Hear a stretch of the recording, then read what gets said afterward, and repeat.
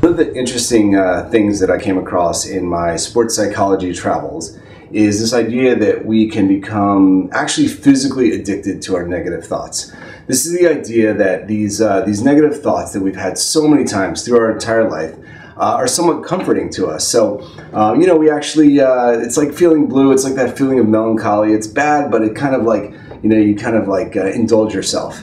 And so the idea is, but not just psychologically addicted to these thoughts, but that you actually create these like kind of pathways in your mind, these grooves, let's say, that these negative thoughts flow through. And you know, just like a river, it forms a nice groove, and it's kind of sits in there and it flows through. And you know, you actually have a physical adaptation to these negative thoughts, and they become like a drug.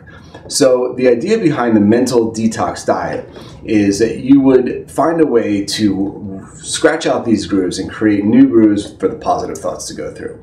So the way to do it is you take like a 7 or 10 day period, find a time where, you know, there's nothing too stressful, nothing too rough going on, because this takes a lot of commitment and it's hard. I'll admit I've tried it a few times and I haven't made it all the way through, but I have once or twice actually completed the program, and it's really effective, and it's really it's worth the effort.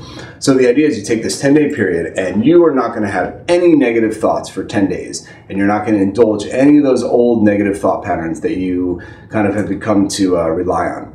And the way to do this is, first of all, the easiest part is you just don't say anything negative. Really watch what you say, you know, and not just like something that seems like a really bad thing, but don't even, you know, complain about being cold or hungry or tired or, you know, anything. You can't complain about work. You can't complain about your family. You just don't vocalize any of your negative feelings, any of your negative thoughts. Now that's the easy part. The hard part is actually not thinking anything negative. And the way to do that, it can be done, and it's purely an exercise like, you know, like any kind of workout. You have an affirmation, something positive, whatever your affirmation is. For me, it was, I'm relaxed and focused whenever I ride my bike. It doesn't have to do with, it doesn't need to have anything to do with cycling, but it just has to be something positive.